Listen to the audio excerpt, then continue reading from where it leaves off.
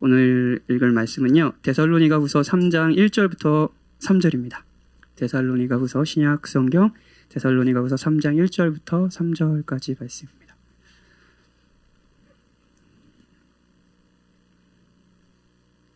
세 절이니까요. 저부터 읽고 여러분 읽고 같이 마지막 3절 같이 얘기해 줍시다.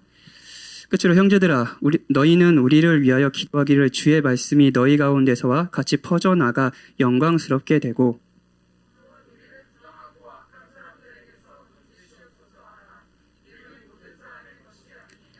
다 같이 읽겠습니다. 주는 미쁘사 너희를 굳건하게 하시고 악한 자에게서 지키시리라. 아멘.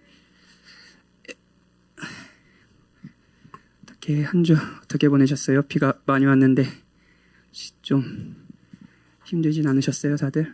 예. 그래도 제가 뭐 이렇게 저희 교역자들이 다 연락하고 했는데 큰 좀 수혜를 입은 성도들은 많이 없는 것 같아요. 그나마 다행인데 혹시라도 좀 수혜를 입었는데 지금 좀 상황이 힘든데 좀 말 못하신 분들이 계시다면 뭐 교역자든 아니면 조장님들이든 이렇게 얘기해 주시면 저희들이 잘 또 도움을 드리도록 하겠습니다. 예. 금요일이 되게 오랜만이네요. 예. 기도하러 오셨죠, 다들? 예. 기도하는 기쁜 마음으로 기도 너무 좋다 이런 마음. 그치, 현아? 예, 오늘은 본문이 가르치는 바에 대해서요. 예, 데살로니가 후서 말씀이 예전에 한번 제가 데살로니가 후서 강의를 쭉 한 적이 있어요.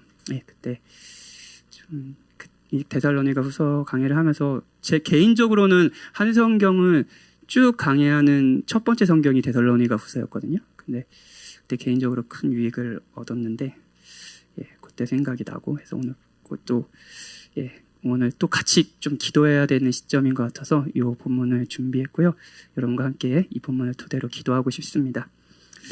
여기에 모이신 분들은 아마 뭐 각자의 신앙의 연륜은 다를 거예요. 다 다르겠죠. 이제 막 기독교 신앙을 받아들이신 분부터 아주 기독교 신앙이 익숙한 어렸을 때부터 이제 교회에 다녔던 분들도 계시겠죠. 앞에 좀 더우신 것 같아요. 조금 틀어줘야 될 것 같아요. 예, 죄송합니다. 요구하는 게 너무 많어. 그냥 틀어라, 꺼라, 물 갖다 달라. 예, 죄송합니다. 네. 뭐 신앙의 연륜은 다르겠지만 그리스도인으로 여러분이 살고 계시다면 혹은 그렇지 않더라도 기독교 문화에서 서로를 위해 기도해주는 문화가 있다는 것을 잘 알고 익히 들어서 알고 계실 겁니다. 뭐 여러분이 교회에 있었으면 같이 기도해줄게 이런 문화 되게 익숙했을 거고 기독교 교회에 있지 않더라도 저 사람들은 전 서로를 위해 기도해준다라는 문화가 아마 익숙할 겁니다. 그래서 뭐 신앙인에게 기도해주세요 라는 요청이라든 이든 아니면 기도해줄게 라는 위로는 되게 익숙하죠. 저도 뭐 이번 주에 제가 기도하겠습니다 라는 말을 얼마나 많이 했는지 몰라요. 이게 좀 요즘에 이게 잘 생각해보니까 이게 되게 많이 하는데 기도를 정작 안 하게 되더라고요. 그래서 될 수 있으면 기도하겠습니다라고 했을 때 한 1분이라도 그 자리에서 바로 기도하려는 습관을 들이려고 하는데 하여튼 기도해주겠다, 뭐 기도해주세요 이건 되게 익숙해지죠. 여러분의 어려움을 저한테 얘기할 때 꼭 어려움을 얘기할 때도 목사님 기도해주세요라고 말을 합니다. 그렇죠? 이건 굉장히 익숙한 우리의 문화입니다. 뭐 여러분이 실제로 기도를 하시든 기도를 안 하시든 뭐 오늘 오신 분들은 어찌됐든 기도하고 싶다라는 마음으로 이곳에 오셔서 여기 모이신 분들이 오늘 설교와 어울릴지는 모르겠어요. 오늘 설교는 좀 오늘 여기 안 오신 분들이 좀 들었으면 좋겠다라는 설교긴 한데 좀 뿌려주세요. 예, 잘 설교할 텐데. 예, 하여튼 뭐 기도를 하시든 안 하시든 교회에서 기도는 뭐 서로 우리가 연결되어 있다, 뭐 연대감이 있다라는 큰 상징입니다. 그렇죠? 예, 내가 뭐랄까요? 이 교회의 사람이다. 이 교회에 나를 위해서 기도해주는 사람이 있다. 내가 기도해주는 사람이 있다. 이게 사실은 이 교회라는 곳의 뭐랄까 연대감이라고 할 수 있죠. 뭐 내가 너를 위해서 기도할게. 그리고 저 사람이 나를 위해 기도하고 있다라는 이 신뢰가 교회가 묶여 있다라는 것의 상징이라는 거예요. 그렇죠? 여러분 많이 경험하셨죠? 물론 개인주의 문화가 점점 익숙해지죠. 지금 이 시대는 정말 점점 날이 갈수록 개인주의 문화인데, 그리고 특히 이제 코로나라는 이제 정말로 큰, 좀 뜻밖의 시대, 그 2년의 시대를 지나면서 사람들은 기존에 누리던 이런 연대감을 잃어가고 있는 것처럼 보여요. 네. 모임이 불필요한 것으로 생각하는 문화가 이제 계속 사회 속에서 많이 이제 일어나는 거죠. 이런 분위기를 사회적 용어로 뭐라고 하냐면 느슨한 연대라고 표현하기도 합니다. 느슨한 연대 한번 들어보셨을 거예요. 이게 뭐 시대적인 뭐랄까요, 그러니까 이슈가 되는 언어이기도 했고요. 느슨한 연대. 조금 더 설명해 보면은 느슨한 연대와 반대되는 개념이 뭐 끈끈한 연대일 수 있겠죠. 이제 연대가 좀 느슨한 거에 비해서 끈끈한 연대가 있는 거예요. 끈끈한 연대의 주어는 우리였다면 느슨한 연대의 주어는 개인입니다. 개인들이에요. 끈끈한 연대의 암묵적 조건이 대의를 위해 내가 헌신하는 것, 뭐 희생하는 것, 이게 뭐 당연한 것이었다면 느슨한 연대는 훼손되지 않는 나의 뭐 감정, 훼손되지 않는 나입니다. 이것이 보장되지 않는다면 언제든지 소속된 연대에서 빠져나올 수 있고, 그런 행동을 함부로 배신이나 배반이라고 비판하지 않는 그런 문화가 이제 사실 느슨한 연대가 이제 통용화되는 문화라고 할 수 있겠죠. 이런 분위기 덕분에 뭐 취향과 목적에 따라 개인이 참여할 수 있는 공동체의 개수는 무한대로 늘어나고요. 또한 최종적으로 취향이 바뀌거나 목적을 달성하면 공동체는 쿨하게 해산합니다. 단어는 뭐 느슨한 연대 좀 처음 들어요. 하지만 개념은 익숙하시죠? 이런 개념이 지금 사회 속에 굉장히 익숙한 개념이 되었다라는 것을 다들 아실 거예요. 뭐 시대 정신 같은 거죠. 그런데 이런 시대에서 일명 쿨한 시대, 옛날엔 저 때는 이제 쿨하다고 얘기했는데, 이런 그렇게 막 개인적인 삶, 그리고 서로의 삶에 관여하지 않는 시대, 그리고 관여하는 걸 굉장히 불편하게 여기는 시대, 이런 이 시대에서 자신의 속내를 이야기하고요, 자신의 고민을 털어놓는 건 진짜 어려운 일입니다. 이런 사람은 쿨하지 않잖아요. 그리고 상대도 좀 부담스러운 거죠. 얘가 왜 나한테 이런 얘기까지 하지? 이 정도까지 연대는 아닌 것 같은데? 이런 거, 이런 얘기까지 하는 거 나 너무 부담스러운데? 이런 거 느껴본 적 있으세요? 문제는 이런 시대 정신이 교회에도 큰 영향을 준다는 겁니다. 우리는 언제나 이 공동체를요, 떠날 수도 있고요. 여기에 있는 사람들은 느슨하게 연결되어 있습니다. 그래서 내 개인의 선택에 따라 언제든지 끊어질 수 있는 관계인 거예요. 이런 마음에 헌신 뭐 당연히 없죠. 쿨하게 예배를 드리고요, 적당한 선에서 교제를 나누고 그냥 오면 됩니다. 주중에 그냥 내 삶을 살고 너는 너 삶을 살. 우리는 주일날 보는 거야. 그리고 소그룹 시간 1시간 잠깐 얘기하는 거. 그게 너의 존재의 이유야. 이런 분위기에 자신의 부족함과 고민을 다른 성도들에게 털어놓고 함께 기도한다는 것은 뭐 당연히 어렵죠. 그리고 교제는 당연히 피상적으로 변합니다. 그런데요, 시대 분위기가 그렇고 여러분이 교회를 생각하는 마음이 이렇다 하더라도 중요한 건 이런 교회가 하나님께서 원래 디자인하신 교회는 아니라는 겁니다. 자, 느슨한 연대. 그러니까 뭐 서로 헌신하진 않나요? 헌신을 요구하지도 않아요? 쿨한 거예요? 내 삶과 신앙에 있어서 여기에 있는 이 옆에 사람들 보세요. 여기 있는 사람들이 별로 중요하지 않은 거예요. 이 사람이 어떻게 살든, 내가 어떻게 살든 이 사람과 연결되어 있지 않는 거예요. 그런 교회에, 여러분 잘 들어주세요. 그런 교회에 좋은 말씀은 있을 수 있습니다. 아이러니죠? 그런 교회에 충분히 좋은 말씀이 있을 수 있어요. 목회자가 주일마다 좋은 말씀, 복음, 그리스도께 나오라라고 얘기할 수 있어요. 그리고 듣는 사람들도요, 진짜 좋은 말씀이다. 우리 목사님 설교 잘하시네. 너무 유익하다. 나에게 유익한 말 있으냐? 라고 생각할 수도 있습니다. 그런데 반드시 없는 게 있어요. 이건 진짜 없어요. 여러분이 느슨한 연대의 교회를 원하고 그렇게 생활하고 계시다면 이건 정말 없을 겁니다. 뭐냐고요? 기도예요. 무엇보다도 서로를 위해서 기도하는 겁니다. 사랑하는 여러분, 여러분이 여러분을 위해 기도해주는 무리가 있습니까? 생각해 보세요. 그리고 여러분이 기도를 해주는 무리가 있습니까? 소그룹 시간 때 우리는 의례적으로 기도 제목을 나누죠. 자, 질문. 오케이. 그 의례적으로 나눴던 기도 제목으로 이번 주에 기도하셨나요? 그냥 기도 제목 나눌 시간은 이제 끝날 때 됐구나. 오케이? 이제 집에 가자.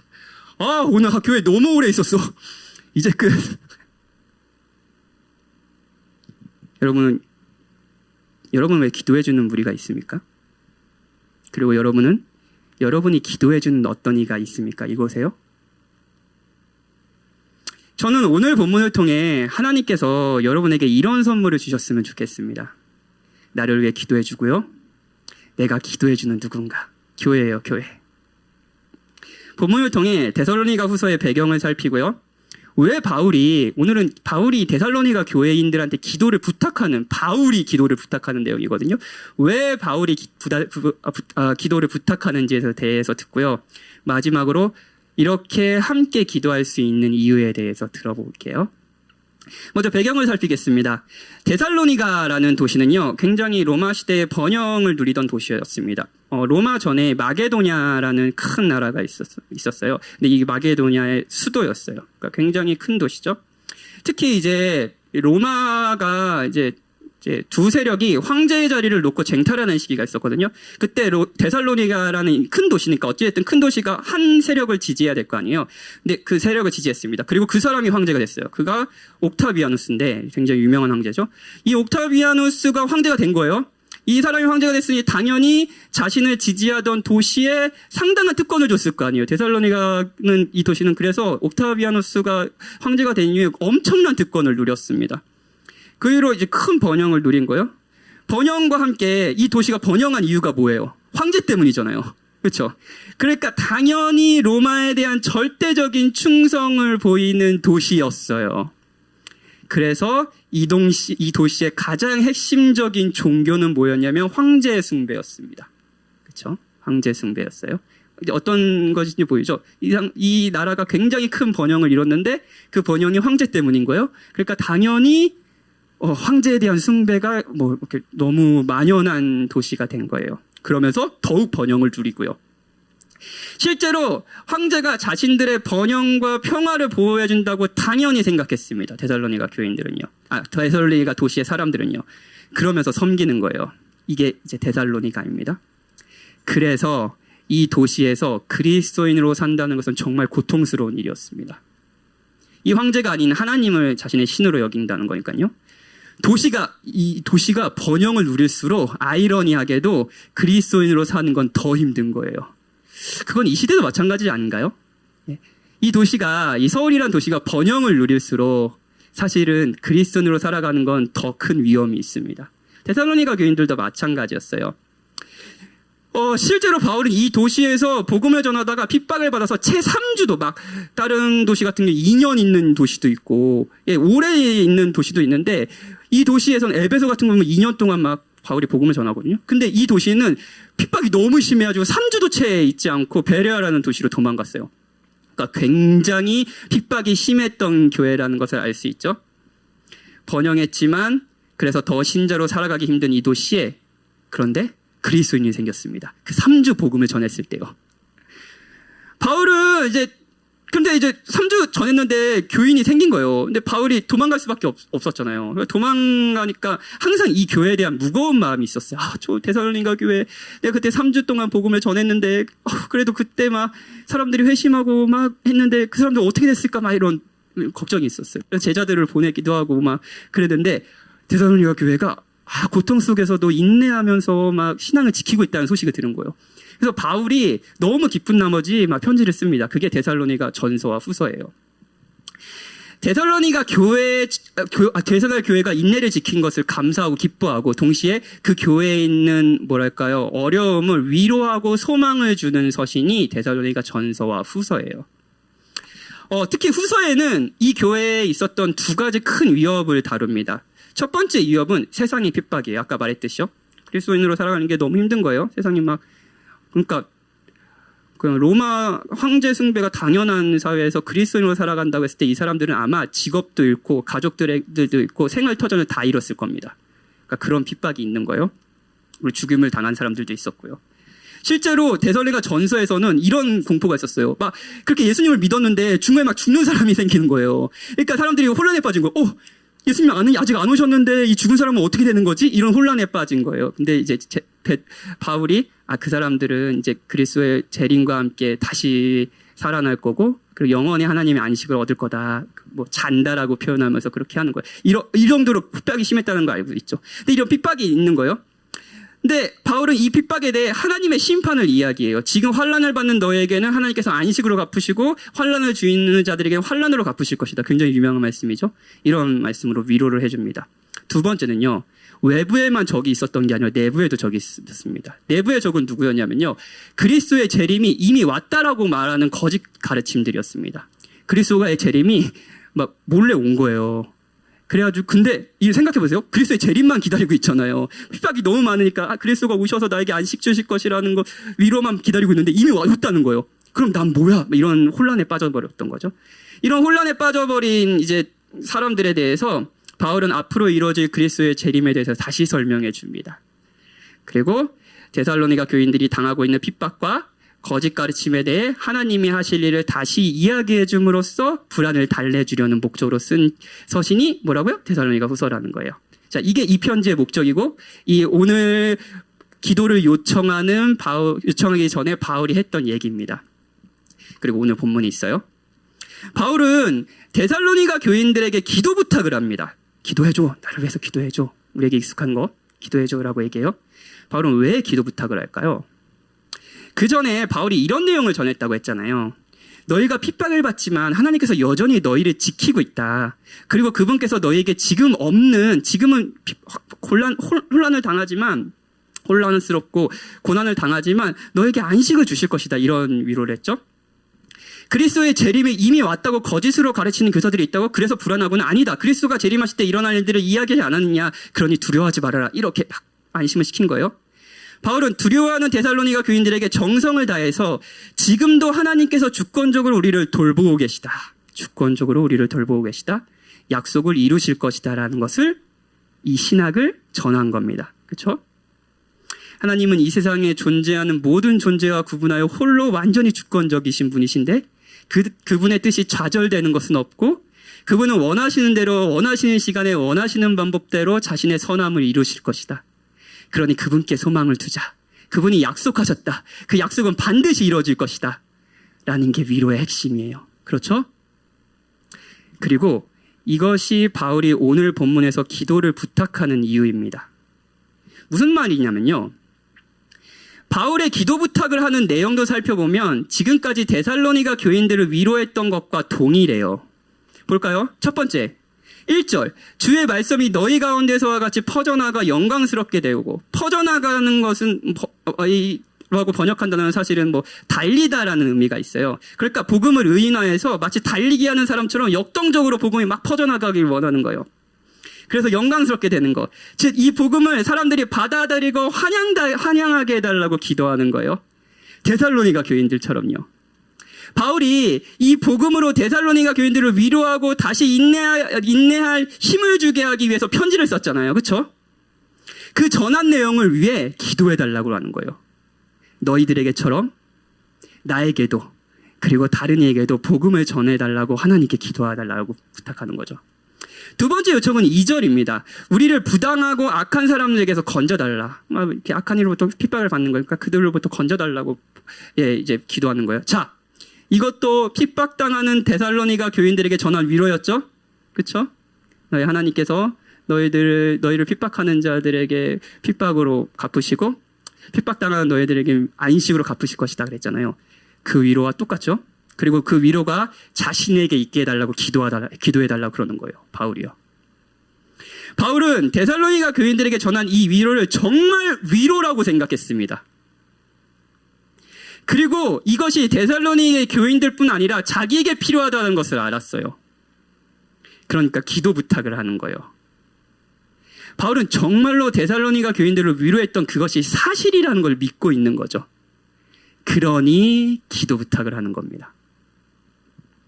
그리고 또 하나 생각할 것은 바울의 기도를 부탁하는 이들이 데살로니가 교인들이었다는 거예요. 이거는 뭐 우리가 그냥 넘어갈 수 있지만 꼭 짚고 제가 생각해 볼 문제입니다.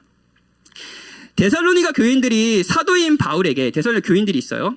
근데 사도인 바울에게 기도 부탁하는 것은 뭐 당연한 거죠. 그렇죠?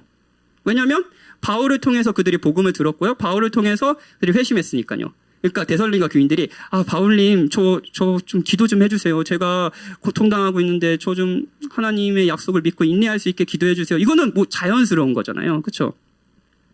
그 당시에도 여러 종교가 있었어요. 근데 그 종교 안에는 일종의 종교 지도자도 있었습니다. 그리고 이 종교 지도자들은 신과 사람 사이에서 중보의 역할을 했습니다. 신도들은 종교 지도자를 찾아왔고요. 종교 지도자들은 그들을 대신해서 신께 나갔습니다. 우리의 표현대로는 기도죠. 모든 종교에는 이런 구조가 있었습니다. 신도가 있고요. 종교 지도자가 있어요. 신도들은 종교 지도자를 청해 기도를 부탁합니다. 그리고 종교 지도자들은 이들을 대표해서 기도하죠. 제사장처럼요.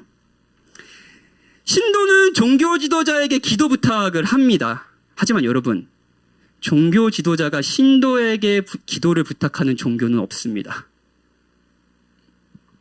기독교 신앙이 익숙하지 않은 당시 사람들에게 바울이 데살로니가 교인들에게 기도 부탁을 하는 이 장면이 굉장히 이상했을 겁니다. 어떻게 보면. 더욱이 데살로니가 교인들이 지금 상태를 보면 더 이상합니다. 그들은 핍박을 당하고 있었고요. 핍박을 당하면서 믿음이 흔들리고 있었습니다.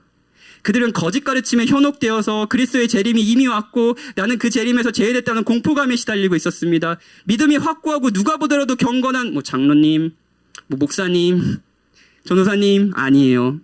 물론 교역자들이 다 그런 건 아니에요. 흔들리고 유약한 그리스도인들이죠. 그렇죠? 데살로니가 교인들이요. 여러분, 우리들 사이에도 뭐 그런 거 있잖아요. 뭐랄까요? 왠지 이 사람이 기도하면 내가 기도하면 하나님 안 들어주실 것 같은데 이 사람이 기도하면은 이제 참 기도 더 잘 들어주실 것 같고 뭐 이런 거 있잖아요. 그래서 이정경 목사님한테 그렇게 기도 부탁을 하는 거잖아요, 여러분이. 그런 게 있죠.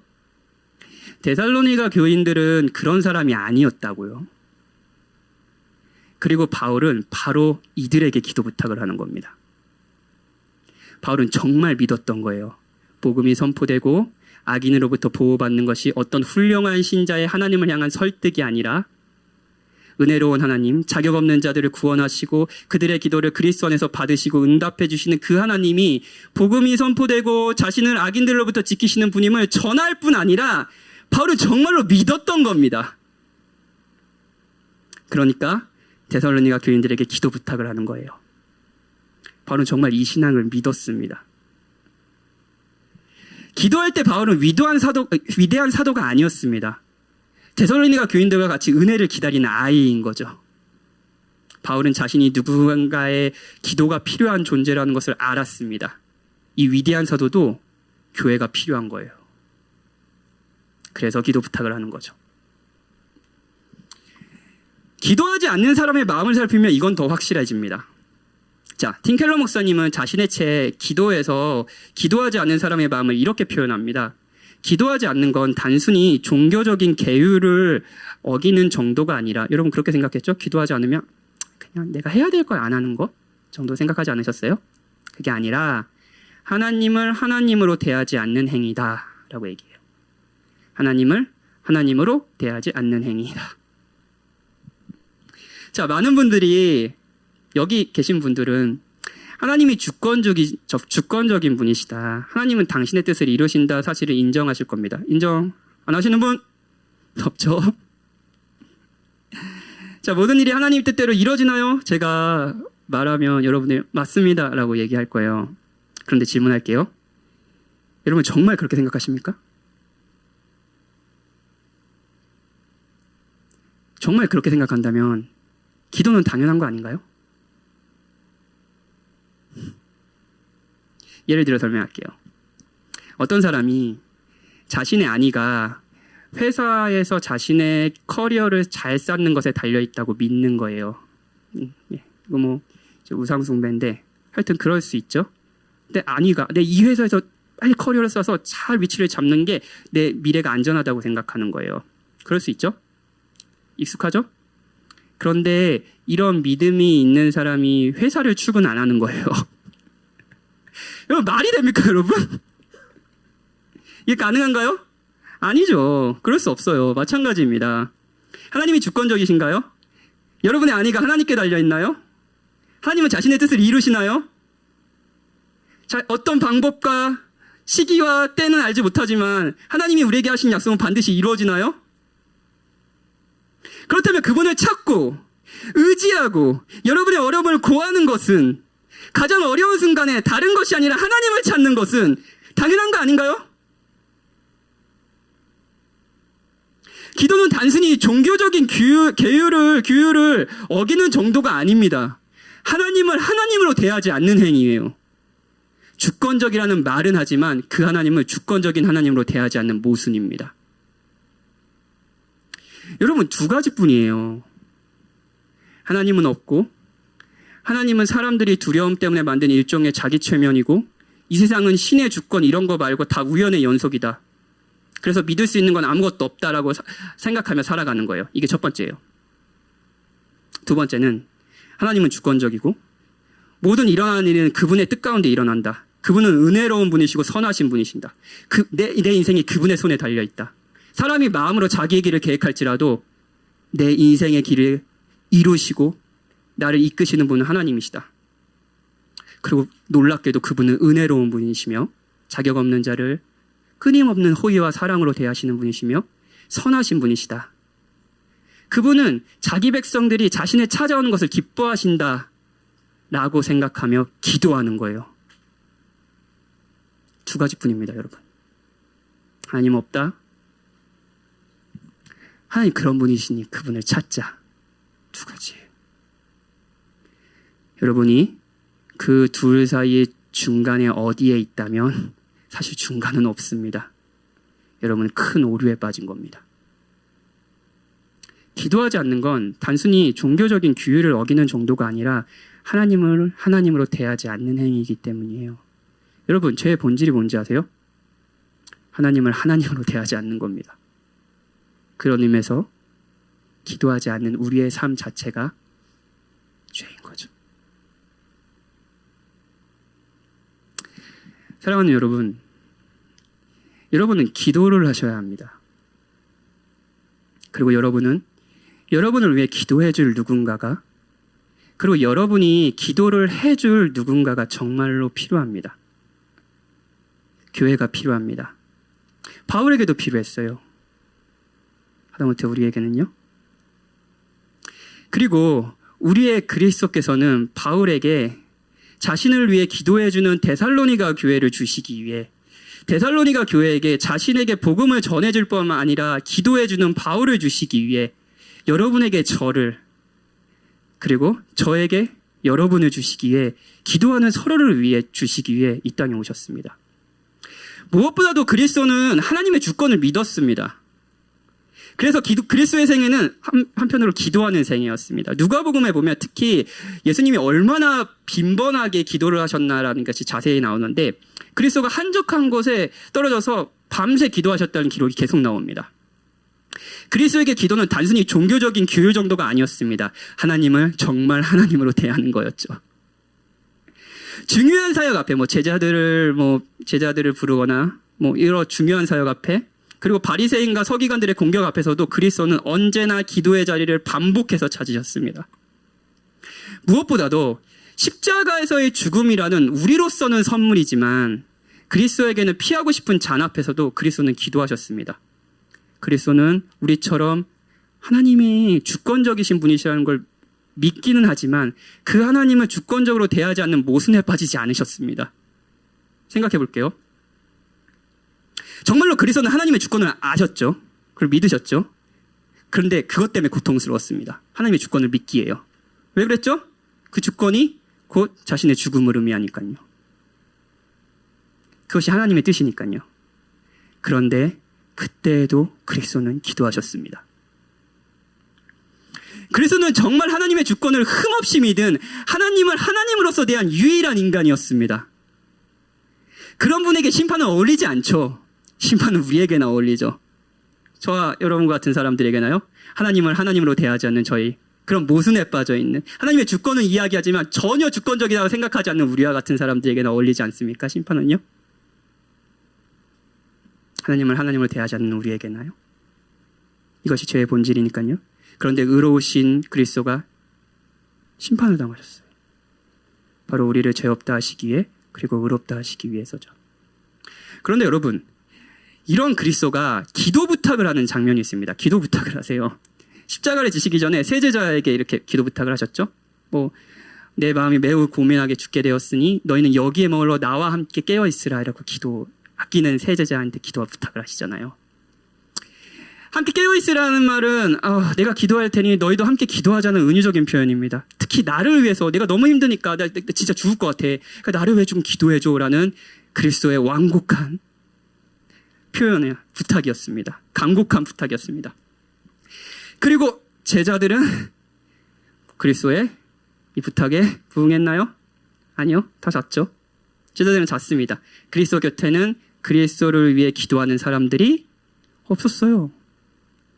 그리고 십자가의 죽임을 당하셨습니다. 보네포는 성도의 공동생활이라는 책에서 이런 말을 해요. 뭐라고 얘기하냐면 이런 말씀을 해요. 그리스도인이 믿음의 형제들과 함께 살아가도록 허락된 것은 전혀 자명한 일이 아닙니다. 당연한 일이 아니라는 거예요. 여러분이 같이 신앙생활하는 건 당연한 일이 아니라는 거예요. 예수 그리스도는 원수들 한복판에 사셨습니다. 그리고 마지막에는 제자들마저 모두 예수님을 버리고 떠났습니다. 예수님은 십자가에서 행악자와 조롱하는 자들에게 둘러싸인 채 완전히 홀로 남겨졌습니다. 예수님은 하나님의 원수들에게, 여러분과 저에게 평화를 선사하시기 위해 이 땅에 오셨습니다. 여러분의 기도하는 이가 있다는 것을 당연하게 느껴지십니까? 교회가 있다는 것이 당연한가요? 매주 주일날 출석하는 교회가 있다는 것이요? 여러분을 위해서 기도하고 있는 이들이 있다는 게요? 이건 당연한 게 아닙니다. 그리스도는 그걸 누리지 못하셨어요. 그리스도도 데살로니가 교인들, 그리고 우리를 비롯한 역사 속에 존재한 모든 성도들과 같이 원수들 한복판에 있었어요. 데살로니가 교인들이 아까 핍박당하고 있었다고 했잖아요. 그리스도도 마찬가지입니다. 하지만 그리스도 곁에는요, 교회가 없었어요. 제자들마저 떠났죠. 기도 부탁을 할 수도 없었습니다. 제자들은 그리스도의 간곡한 부탁을 들어주지 않았습니다. 그리스도는 홀로 남아졌고요, 홀로 십자가로 가셨습니다. 왜 그러셨나요? 왜 그러셨나요? 왜 그러셨나요? 왜 저희와 같은 죄인이 아니라 의로운 분이 홀로 남아계셨나요? 우리들에게 평화를 선사하기 위해서입니다. 우리들에게 교회를 주시기 위해서입니다. 우리들에게 고통 속에 함께 기도하는 이들을 주시기 위해서입니다. 그리스도는 십자가에 홀로 서셨지만 우리는 홀로 서지 않게 하기 위해서입니다. 교회와 함께, 무엇보다도 죄인이 하나님께 함께 살아가게 하기 위해서입니다. 이것이 함께 기도하고 하나님께 기도한다라는 의미입니다. 이 기도가 그리스도가 우리에게 주신 선물이에요. 이건 당연한 게 아닙니다. 저는 설교를 시작하면서 느슨한 연대라는 시대정신을 이야기했습니다. 그리고 이 느슨한 연대가 여러분의 마음을 사로잡고 있는, 또 관계를 해석하는 틀일까봐 염려가 깊습니다. 특히 교회를 생각하는 여러분의 마음일까봐요. 그리고 저는 그 정신과 싸우고 있습니다. 느슨한 연대감. 하지만 교회는 다릅니다. 어느 것으로도 끊을 수 없는 단단한 연대감이 있습니다. 그리스도가 우리를 엮으셨어요. 그리스도로 인해 우리는 기도 부탁을 할 사람들, 내가 기도해 줄 사람들, 그래서 하나님을 더불어 누릴 사람들을 얻었습니다. 여러분, 이제 이 유익을 누리시지 않으시겠습니까? 이제 하나님을 하나님으로 대하지 않으시겠습니까? 그리스도가 여러분에게 정말 이 선물을 주셨습니다. 우리 같이 찬양하고 기도합시다.